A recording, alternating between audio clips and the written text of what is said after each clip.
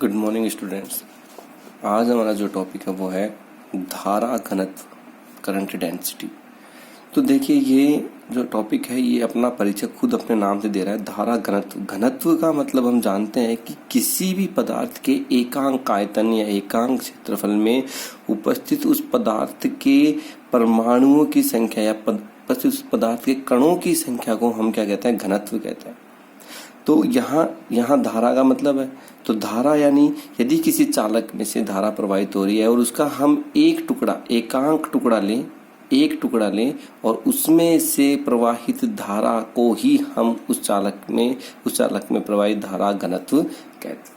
तो इसकी परिभाषा कैसे बनेगी? इसकी परिभाषा बनेगी किसी चालक के एकांक अनुप्रस्थ काट क्षेत्रफल, यानी जितना भी उसका क्षेत्रफल है उसको अगर हम इसके कुल क्षेत्रफल से भाग दें तो हमारे पास एकांक क्षेत्रफल आएगा, एक क्षेत्रफल आएगा। यानी यदि हम चालक की बात करें, उसका क्षेत्रफल कुछ भी है तो हम उसका 1 मीटर क्यूब यानी 1 घन मीटर जो उसका आयतन है या उसका जो क्षेत्रफल है 1 मीटर स्क्वायर, उस क्षेत्रफल में से प्रवाहित धारा को ही हम क्या कहते हैं, धारा घनत्व। तो इसकी परिभाषा बनेगी किसी चालक के एकांक अनुप्रस्थ काट क्षेत्रफल में प्रवाहित धारा का मान धारा घनत्व कहलाता है। तो धारा घनत्व देखिए, धारा घनत्व का मतलब परिभाषा से क्या हुआ, धारा बटे क्षेत्रफल। एकांक अनुप्रस्थ काट क्षेत्रफल में प्रवाहित धारा, जब एकांक लगता है तो हम उस चीज का भाग लगा देते हैं। तो एकांक अनुप्रस्थ काट क्षेत्रफल, तो क्षेत्रफल का भाग धारा में लगाएंगे तो धारा बटे क्षेत्रफल।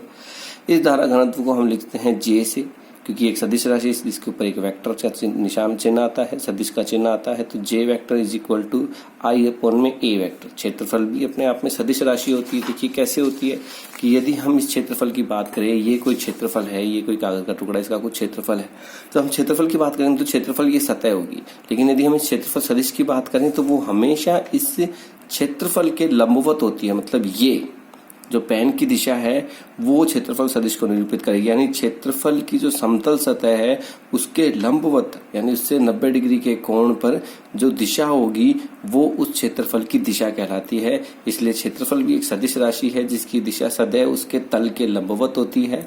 तो यहाँ पर ए वेक्टर, तो ये होता है जे बराबर आई अपॉन में ए, इसका ये सूत्र होता है।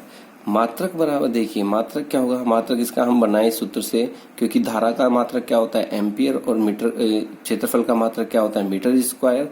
तो इसका धारा घनत्व का मात्रक क्या बन जाएगा, एम्पियर पर मीटर स्क्वायर। इसमें एक छोटा सा नोट ये है कि ये जो धारा घनत्व है जिसके बारे में हम पढ़ रहे हैं जे, वो एक सदिश राशि है। सदिश का मतलब क्योंकि इसकी एक दिशा होती है और इसकी दिशा सदैव किधर होगी, इसकी दिशा सदैव धारा के अनुदिश होती है। यानी जब किसी चालक में धारा प्रवाहित होती है, यदि मान लीजिए ये कोई चालक है,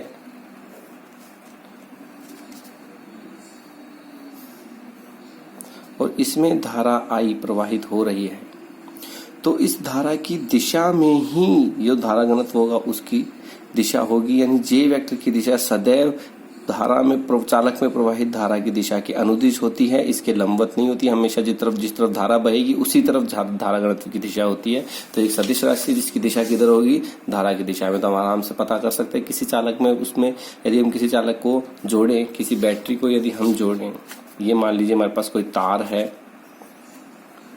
और इस तार को हम एक बैटरी से जोड़ते हैं, तो आप बता सकते हैं इस तार में धारा किस तरफ होगी। इस तार में धारा हमेशा प्लस से माइनस की ओर होती है, तो प्लस से माइनस की ओर इस तरफ होगी। तो इसका मतलब इसमें जो धारा घनत्व है उसकी दिशा किधर होगी, उसकी दिशा भी इधर ही होगी, जे वेक्टर आई की दिशा में, यानी प्लस से माइनस की ओर। अब हम बात करते हैं कि मान लीजिए हमारे पास कोई एक ऐसा चालक है जिसका अनुप्रस्थ काट क्षेत्रफल ऐसे तिरछा कटा हुआ है। वो जो चालक है वो इस तरह से तिरछा कटा हुआ है, ना कि सीधा है। तो अब जब तिरछा कटा हुआ है तो इसका क्षेत्रफल, हम पता है क्षेत्रफल सदिश हमेशा तल के लंबवत होता है। तो ये इसका तल है, तो इसके लंबवत क्षेत्रफल सदिश की दिशा वेक्टर ए वेक्टर इधर होगा। इसमें प्रवाहित धारा का मान आई, इस तरह से धारा आ रही है तो आई का मान इधर होगा। यानी ए वेक्टर इसके क्षेत्रफल सदिश और धारा दोनों के मध्य का कोण कितना है, थीटा। इसके मध्य कुछ कोण बन रहा है, तो हम धारा घनत्व कैसे ज्ञात करें। तो देखिए इसके लिए हम क्या कहते हैं कि माना किसी चालक में प्रवाहित धारा आई है तथा इसका अनुप्रस्थ काट क्षेत्रफल ए है। चालक में प्रवाहित धारा आई तथा काट क्षेत्रफल सदिश ए वेक्टर, ना कि क्षेत्रफल, दोनों में फर्क है। क्षेत्रफल तल कहलाता है। क्षेत्रफल सदिश तल के लंबवत होता है। तो इसमें काट क्षेत्रफल सदिश ए वेक्टर के मध्य का कोण थीटा है, कुछ ना कुछ ये कोण बना रहा है। तो अब क्षेत्रफल सदिश इसकी दिशा में नहीं है, जब तक ये दोनों एक दिशा में नहीं होंगे हम धारा घनत्व ज्ञात नहीं कर सकते। इन दोनों का एक दिशा में होना जरूरी है, क्योंकि जब ये दोनों एक ही दिशा में होंगी तो ही इसकी दिशा धारा की दिशा में होगी। यदि इन दोनों की दिशा एक नहीं है तो इसकी दिशा धारा की दिशा में नहीं होगी। इसलिए हम यहाँ पर इसके लिए क्या करते हैं, इस क्षेत्रफल सदिश के घटक ज्ञात करते हैं। तो घटक देखिए, दो घटक होते हैं। जब भी कोई सदिश किसी अक्ष के साथ या किसी रेखा के साथ कोई कोण या दूसरे सदिश के साथ जब कोई कोण बनाता है तो उसके दो घटक हम प्राप्त कर सकते हैं। एक होता है कॉस घटक, एक होता है साइन घटक। तो कॉस घटक किस तरफ होगा, कॉस घटक हमेशा सदैव उस तरफ होता है जिस तरफ थीटा का मान कम हो रहा होता है, जिस तरफ कोण का मान घट रहा होता है। तो देखिए इसका मान इस तरफ घट रहा है, ए का मान यदि हम कोण का मान घटाएं तो इस तरफ घटेगा, तो इस तरफ घटेगा। तो ये कौन सा घटक हो गया, ए कॉस थीटा। और जिस तरफ थीटा का मान कोण का मान बढ़ता है वो क्या कहलाता है, साइन घटक। तो ये हो जाएगा ए साइन घटक। और कॉस घटक और साइन घटक में हमेशा 90 डिग्री का कोण होता है, वो एक दूसरे के लंबवत होते हैं। तो इसलिए यदि हम यहाँ बनाएं तो ये घटक होगा ए कॉस थीटा, ये होगा साइन थीटा। तो धारा घनत्व J बराबर I। अब हमें हमेशा सदिश के मध्य अगर कोण बन रहा है तो धारा घनत्व के लिए वो वाला घटक लेना है जो धारा की दिशा में हो। तो धारा की दिशा में कौन सा घटक है, धारा की दिशा में घटक है ए कॉस थीटा। तो इसलिए हम यहाँ पर ए की जगह लेंगे ए कॉस थीटा। तो J बराबर ए कॉस थीटा। तो I बराबर, इसको इधर मल्टीप्लाई कर दीजिए, इसको इधर ले आई, तो J डॉट इंटू ए कॉस थीटा। जब दो सदिश राशि, क्योंकि ये भी सदिश राशि है, ये भी सदिश राशि है, और हमें अच्छी तरह पता है जब दो सदिश राशियों के साथ कॉस थीटा लगा हुआ होता है तो हम उसे दो सदिश राशियों का अदिश गुणनफल कहते हैं, अर्थात डॉट प्रोडक्ट कहते हैं। तो जब cos थीटा को हटाएंगे तो I बराबर J vector dot A vector. ये धारा घनत्व के और धारा के मध्य संबंध को दर्शाता है। ये सूत्र हमारे लिए बहुत काम आएगा न्यूमेरिकल्स क्वेश्चन में। अब हम बात करते हैं एक ऐसे तार का जिसका अनुप्रस्थ काट क्षेत्रफल अलग है, यानी वो तार कहीं से पतला है, कहीं से मोटा है, कहीं से कम मोटा है, कहीं से कम पतला है, मतलब तीनों का इसमें अनुप्रस्थ काट क्षेत्रफल A1, A2 और A3 हमने माना है, जिसमें से धारा का मान I1, I2 और I3 बह रहा है, और इन तीनों में धारा घनत्व J1, J2 और J3 है। तो देखिए इस वाले एग्जाम्पल में देखिए, क्योंकि धारा क्षेत्रफल A1 का मान सबसे कम है, A3 का मान उससे कम है, और A2 का मान सबसे ज्यादा है। तो A1 is less than A3 is less than A2। अब धारा का मान तीनों में बराबर है, क्यों, क्योंकि जितना करंट यहाँ से आएगा उतना ही करंट यहाँ से जाएगा, उतना ही करंट यहाँ से जाएगा। करंट तो बदल नहीं से रहा। यदि ये एक पाइप हो पानी का तो जितना पानी आप यहाँ से डालेंगे तो उतना ही पानी इसमें से निकलेगा, उतना ही पानी इस क्षेत्रफल में से निकलेगा, और उतना ही पानी इस क्षेत्रफल में से निकलेगा। यानी पानी का मान तो बदला ही नहीं। तो धारा का मान तो बदलेगा नहीं जब तक आप बैटरी नहीं बदलेंगे, जब तक वोल्टेज नहीं बदलेंगे तो धारा का मान नहीं बदलेगा। इसका मतलब तीनों क्षेत्रफल से गुजरने वाली धारा का मान तो समान रहेगा, I1, I2, I3। लेकिन धारा घनत्व का मान क्या समान रहेगा, नहीं, क्योंकि धारा घनत्व क्षेत्रफल पर निर्भर कर रहा है, इसलिए धारा घनत्व का मान समान नहीं रहेगा। मतलब J1, J3 और J2।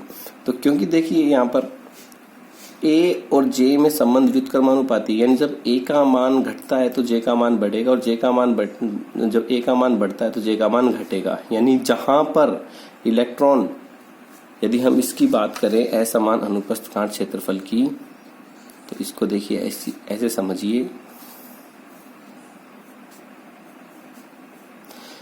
जब इलेक्ट्रॉन यहां से चलना शुरू होते हैं, तो जब इलेक्ट्रॉन चलना शुरू होते हैं तो जितने इलेक्ट्रॉन इसमें हैं उतने इलेक्ट्रॉन इसमें होंगे, उतने इलेक्ट्रॉन इसमें होंगे, उतने नंबर ऑफ इलेक्ट्रॉन इसमें होंगे। लेकिन तीनों में क्या, अगर हम एकांक क्षेत्रफल की बात करें तो इसमें एकांक क्षेत्रफल में इलेक्ट्रॉनों की संख्या ज्यादा होगी, इसमें एकांक क्षेत्रफल में इलेक्ट्रॉनों की संख्या कम होगी, क्योंकि यहाँ पे इलेक्ट्रॉन फैल जाएंगे, और यहाँ पर इलेक्ट्रॉनों में एकांक इलेक्ट्रॉन की संख्या इससे कम होगी, क्योंकि यहाँ पर इलेक्ट्रॉनों के लिए स्पेस कम है, तो इलेक्ट्रॉन पास पास आ जाएंगे। तो यानी अगर हम घनत्व की बात करें तो तीनों में इलेक्ट्रॉनों का घनत्व अलग अलग होगा। तो यदि घनत्व अलग अलग होगा तो धारा घनत्व का मान भी अलग अलग होगा। जहां पर इलेक्ट्रॉन क्षेत्रफल सबसे कम है वहां इलेक्ट्रॉन सबसे पास आ जाएंगे, सबसे पास आ जाएंगे तो इलेक्ट्रॉनों की संख्या का मान बढ़ जाएगा, तो उस जगह पर धारा घनत्व का मान बढ़ जाएगा। यानी यहाँ पर J1 सबसे ज्यादा होगा, धारा घनत्व का मान A1 वाले क्षेत्रफल में सबसे ज्यादा होगा। अब J3 की बात करें, इसका क्षेत्रफल इससे कम है तो यहाँ धारा घनत्व और कम होगा, और A2 में क्षेत्रफल सबसे ज्यादा, इसलिए यहाँ धारा घनत्व सबसे कम होगा, क्योंकि इलेक्ट्रॉन फैल जाएंगे। तो J2 अर्थात असमान अनुप्रस्थ काट क्षेत्रफल के चालक में प्रवाहित धारा का मान तो समान रहता है, लेकिन धारा घनत्व का मान अलग अलग प्राप्त होता है वो निर्भर करता है क्षेत्रफल पर। जिसका क्षेत्रफल ज़्यादा होगा उसमें धारा घनत्व का मान कम होगा और जिसका क्षेत्रफल कम होगा उसमें धारा घनत्व का मान ज़्यादा।